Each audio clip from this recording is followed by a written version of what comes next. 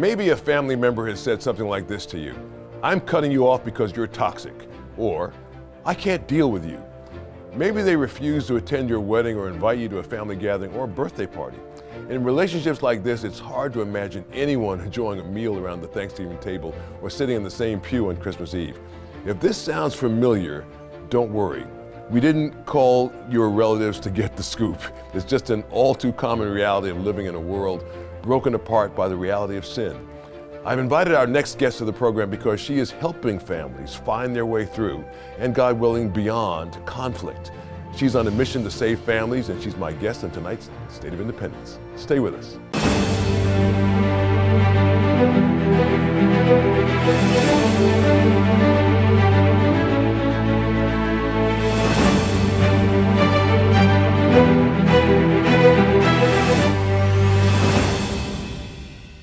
There are many reasons you may have stopped talking to your brother or sister, parent or cousin. If you told me the reason, I might even see it your way. Conflict in families has been with us since the beginning, or at least what Scripture calls the fall. It's the first recorded family fight in history, and it won't be the last. But God doesn't want that to be our reality forever, does He? My guest tonight is a counselor who serves with an organization called Foundations Christian Counseling. She works with people like you and me, individuals, couples, adolescents, children, and families. She's a wife, mom, and someone who, I think you'll see, cares. Someone who has a heart for others. Jessica Meade, welcome to State of Independence. Thank you so much for having me. Yeah, glad to. Yeah. So are you the person, I mean, in the few minutes we've been talking together, are you the person that people went to in high school when they broke up with a boyfriend or girlfriend, or they were about to get kicked out of school? You were Absolutely. The one? Yeah. Forever. Yeah. Nobody is surprised at reunions that this is what I do. You were always that way? Always. Yeah. Well, that's a good thing. Well, this is a hard one. I mean, I think a lot of people are watching tonight because people aren't proud of it, But if you actually have an in-depth conversation with someone, you may learn that they aren't talking anymore to their mother, or they didn't invite their brother to the wedding because they don't like him, or he's toxic, or how do we? What's a healthy way to deal? I mean, this is common, isn't it? I hear it all the time, from parents, grandparents. You said so in the intro. It's everywhere, and it seems to be that people really struggle with working through conflict. It's easier to just cut it off and say, well, I'm not going to engage with that because it's not good for me. And there's maybe some truth to that, but it can't be the overall answer, because that's not how God wants us to be in community with others. Yeah, we're supposed to, here you have the scriptures that talk about the fruits of God's Spirit. One of them is forgiveness, peace, patience. Patience, which is these are all hard things, by the way. Hard. To forgive somebody who's done something to you is quite something, to, not keep revisiting it and bringing it back up. Right. And so I think there can be forgiveness without trust. There can be relationship without trust also. So just because your brother fill in the blank years ago and you cut him off doesn't mean you can't be in the same room together. But maybe you don't go on a family vacation together. There can be levels, I think, of engagement with people who have wronged us in the past. It doesn't have to be all or nothing. And so often in our brokenness, we think it has to be all or it's completely nothing. Yeah, some of these things are pretty complicated. What do you do when a family member or somebody you trusted, really broke your trust, maybe they were with your girlfriend or your spouse, or what do you do with that? What do you do with, what does a husband or a wife do with their relationship with their spouse when they find out that their spouse hasn't been faithful? I'm sure the healthy thing is not to keep bringing it up, and nor is it healthy to ignore it, to just say, well, let bygones be bygones. What's a healthy way to deal with that? That's so big. We could spend an entire, conversation just on that idea. One, call a good counselor, because you're going to need it. There isn't always a call for reconciliation, but there's always a call for forgiveness. And so in that scenario in particular, I would never tell a couple, well, you're married and you're stuck together and you're going to have to just make it work. It is so much more complex than that. And so that's a really hard question. Forgiveness will take time. And again, just because there's forgiveness doesn't mean there's restoration to that relationship either. Yeah, that's right. I guess there are a lot of moving parts to all that. Yes. It's the willingness of the spouse to stop doing what they were doing, and all that matters. Yes, take responsibility, seek forgiveness. Yeah. Seek help for whatever is going on in their heart and what got them there in the first place. Nobody wakes up one morning and says, hey, I think I'm going to be unfaithful to my spouse today. It's usually a series of events or lifestyle or something like that precludes. It's a build-up Right. to something big like that. And I think in other family conflicts, that's usually how it goes too. There's usually a build-up. It's not just one day, I hope to never speak to my brother again. Right. Well, things happen. Maybe somebody told an untruth about somebody else, about another family member, and it's been hurtful to them. And how do they forgive? Does the same thing apply? Like you may forgive, but maybe not be reconciled, or is it possible to forgive and reconcile? But it takes both parties to be on the same page, I'm guessing? Yes, I think that is true.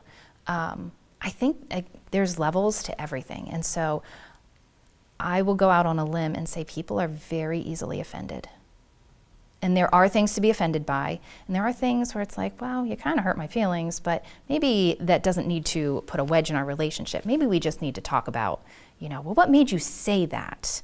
And so I think there's some things to talk about when we are getting offended by what other people have said or done. There's preferences. Did you just go against what I would prefer we do or prefer was done? Is it an opinion? Is it something that God has very clearly said in His Word that, is forbidden, or it's a commandment, or is it so big then? And it's less even of a personal issue and more of a heart issue at that point. What do you say to the person who says, I will never forgive my spouse, sibling, aunt, uncle, parent, father, mother, because what they did to me was so horrible that it's unforgivable. I will never forgive them. Now, if you call yourself a Christian, here's the hard part. The only part of the Lord's Prayer that's conditional is the part about forgiving, where it says, forgive us our trespasses as we forgive those who trespass against us. Yes. So what is the message to Christian people? I mean, I know so many people that have drawn kind of a hard line, or even a quiet hard line, that they will never again, talk with this person because what they did was so horrible.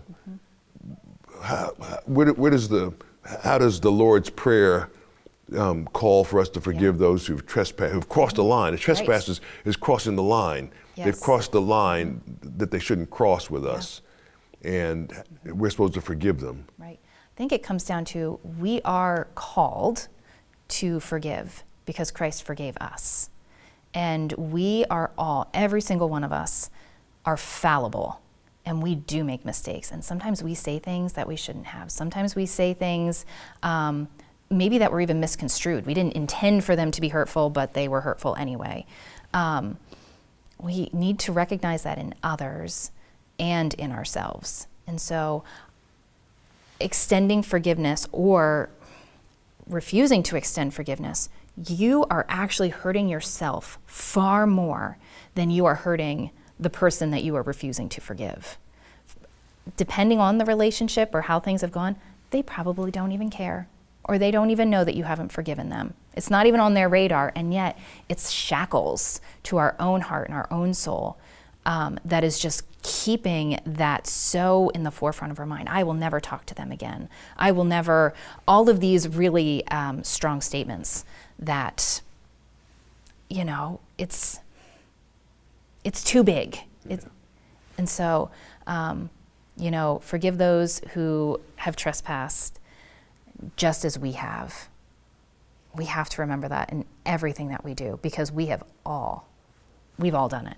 Yeah, that's so very well said, Jess. I am just moved by what I hear in the popular culture these days. You know, I was watching a television show, and one of the TV hosts, a secular show, was just saying something to the effect of, well, you know, you need to get toxic people out of your life. You know, like, you know, people who are toxic, you just need to get them out of your life. And so what do we do with that? I mean, you know, somebody's labeled toxic, or you've decided that somebody is toxic, you know, their personality is poisonous. And you know, and yet still you have to be around them all the time. You know, maybe you go to church with this person. Right. You know, maybe this person is your boss. You know, maybe this person is a family member. Yeah. You know, what do we do with somebody who has what the world terms is a toxic? You know, I don't.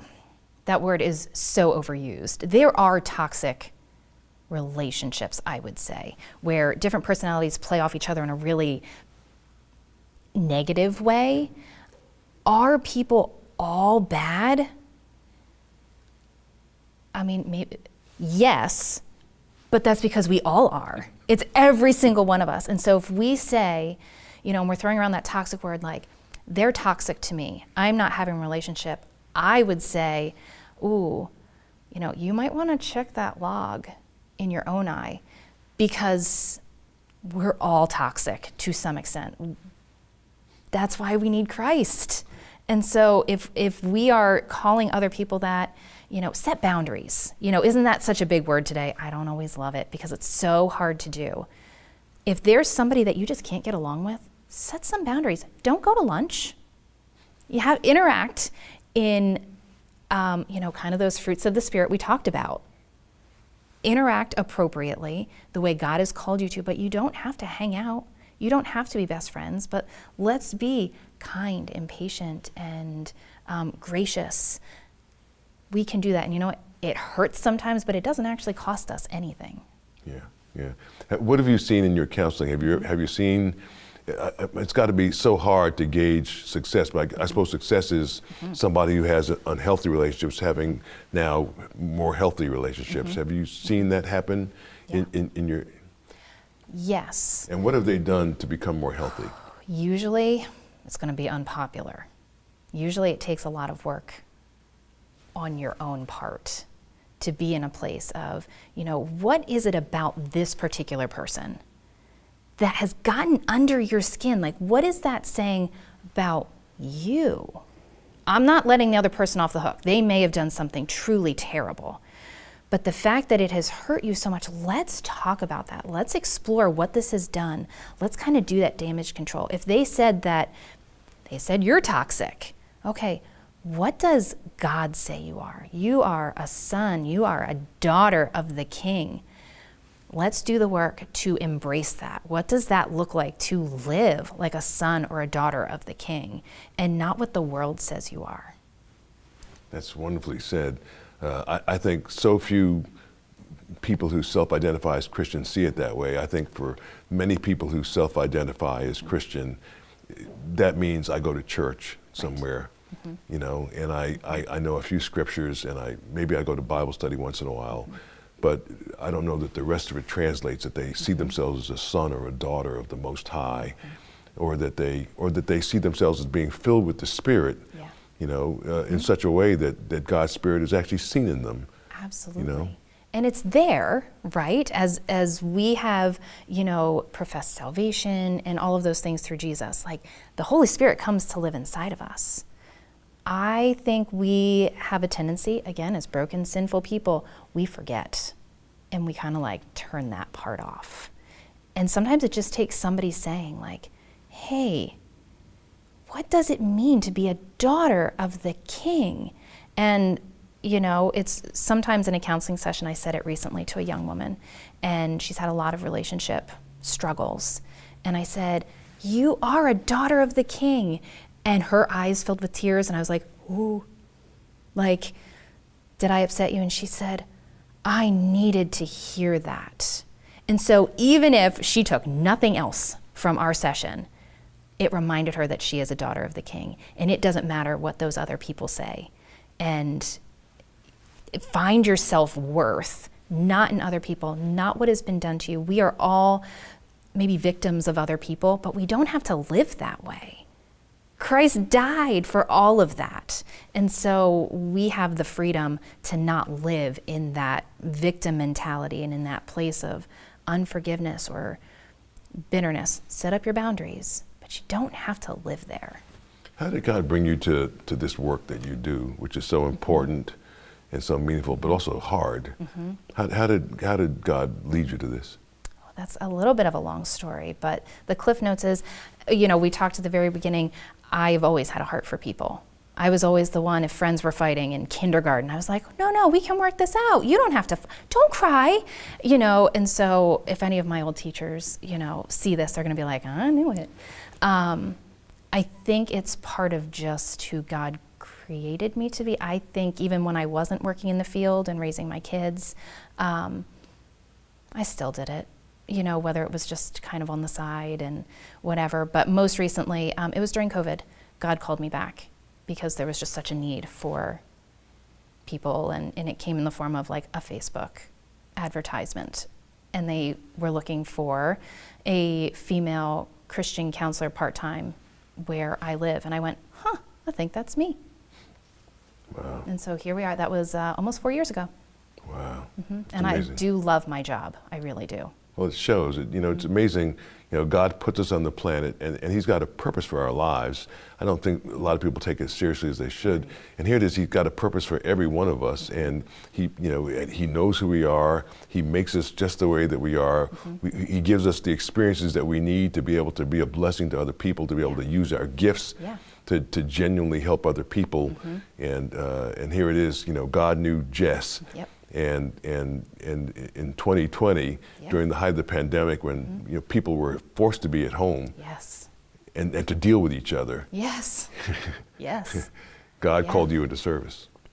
I would say back into service, but in a different capacity than what I had done counseling previously. And then it also opened doors for me to finish my Pennsylvania state license. I'm this close, Joe. Yeah. I'm very close to it. So it's very exciting to see how God's going to use that also with opening new doors. What about people in ministry who have, I think people in ministry are probably more hesitant to admit that they have issues like this. Have you had to help folks in the ministry? Yes, actually, it's something that Foundations really tries to key into churches and to support the people in ministry. I think there's this bad idea that, if you're a pastor, if you're, on staff, even if you're part of like leadership, you must have it all together. That's right. And that's just not true. It's not true for anybody. And so it's almost breaking the stigma that everybody needs support. And I would say people in ministry need it maybe more than others even, because it's hard. It's hard shepherding. Yeah, you don't have anybody to turn to talk to. Right. You've got to field all the problems and deal with all the problems and counsel everybody else, but there's nobody to counsel you. Yes. And so if anybody from ministry is watching, Foundations actually has somebody really specific who that's what he does. Work particularly with pastors. Is there a number they should call? Probably. Yeah. I don't know it off the top of my head. I'll be totally honest. Yeah. But you can go to the website, and I'm sure the guys can put that up here for us. But Foundations is a fantastic resource for ministry leaders and pastors and people who just need somebody else to listen to. Yeah, what a blessing. Well, my guest is Jess Meade. You might have seen her on other programs here on Lighthouse TV. She's a counselor. Not someone who preaches the gospel of self-help, but a person who points to a hope that there is help in Christ, that there is hope to mend fractured relationships. We'll be right back after this quick break. Learn more about Joe Watkins and the mission of this program at joewatkins.net. And tell Joe what you thought about today's program in the comment box. Welcome back to State of Independence. Joining me tonight is Jessica Meade, a counselor with Foundations Christian Counseling. Jess, I want to offer our viewers some practical help to prevent conflict before it destroys the relationship. Is there a good way to disagree with people we care about? I know Yes. we're all passionate about We all kinds of, are. like our politics. And, Oh, yes, that's huge. And how do we disagree with people that we care about? I think disagreement is not always a bad thing. Could you imagine if you agreed with everybody around you? It would be so boring. I think sometimes you do have to know who you're talking to. If you know that your uncle is really, really passionate about their political party and it's different than yours, maybe you don't talk to Uncle Tom about that at Thanksgiving because you know it's going to cause a conflict. And so I want to harken back a little bit to something I mentioned earlier about, preferences, opinions, and then those bigger issues that are things that God has ordained and calls us to. And so if somebody is disagreeing with something that I prefer, I'm not going to fight somebody over, mint chocolate chip ice cream versus vanilla ice cream. That's a preference. Not worth a conflict. Even opinions. Can we have differing opinions and still get along and still have relationship? Of course we can. Let's not be so easily offended that we can't have a dialogue about that. I don't agree with everything, even my husband says. But we don't usually fight about it. It's a matter of, let's just talk about it. Tell me why you think that. I might tell you you're wrong, but tell me why you think that, and I'm going to tell you why I think a little bit differently. And so I think it's just having open, honest communication and doing it face to face. I think so much of what has happened with technology is we immediately jump to we want instant responses. Right. We are quick to react when it's like, wait, no, we're just sitting here having a conversation. No need to get upset.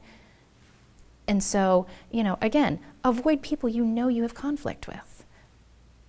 But it doesn't mean you can't be there if that uncle is there. It means you just don't talk about politics while they're there. And that sounds so basic. And I even hesitate to say that, but I think people forget you can still be in relationship and avoid things that cause tension or conflict. Yeah. And to self-reflect, what is this bringing up in me?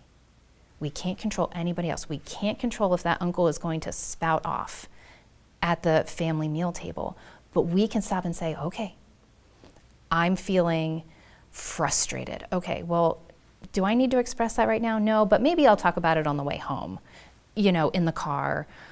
It's self-reflection, I think, is probably the biggest takeaway here. Any advice for people? You mentioned briefly social media. I mean, the tendency that we all have in this day and age with technology is, you send me a text message, Right. and I send you one back, and then you may send me a meme, Right. Like a smiley Yes. face or praying hands, Right. Yes. Or I'm exasperated, or Right. Yeah. All these little faces Yes. that are meant to. What do you say about that in terms of helping to avoid conflict? If you're getting worked up about something that's on social media or even a text from somebody, believe it or not, you don't have to respond. You really don't. There's nothing saying that oh, I saw this, I have to reply immediately. Maybe just don't.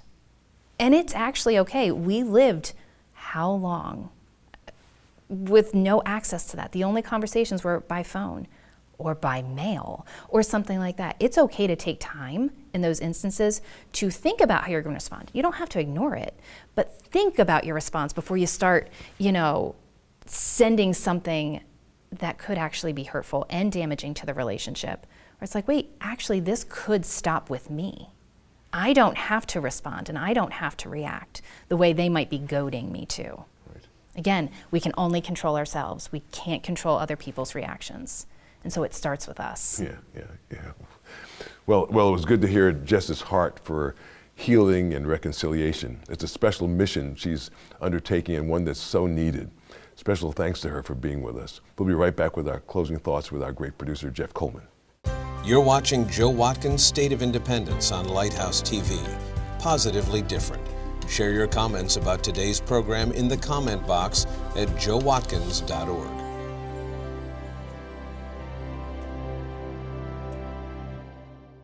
So now let's talk to our great producer, Jeff Coleman.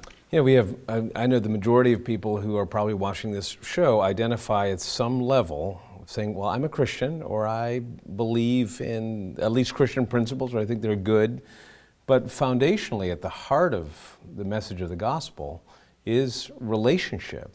It's God's relationship with us. So when we work around these issues and essentially say, I have the ability to pick and choose and be the gatekeeper of the people who are in my life, that really means that through all of life, it's almost such a controlled process. You don't allow people in who might be a variable, who might be the person who God put on your path.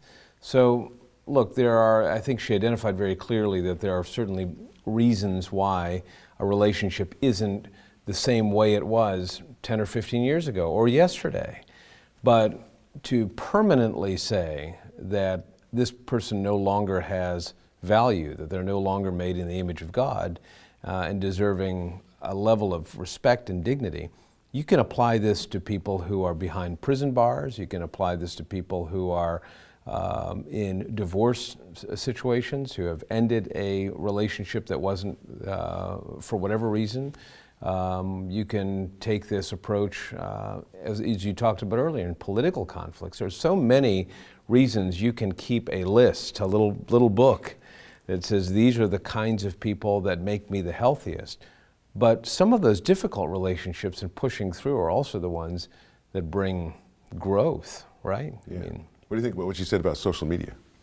I think social media is such an artificial environment that it's creating the sense of relationship, but it doesn't have the process of relationship, right? It doesn't have the way that you might engage someone, the way you might have a conflict or argument, and then the way that's resolved.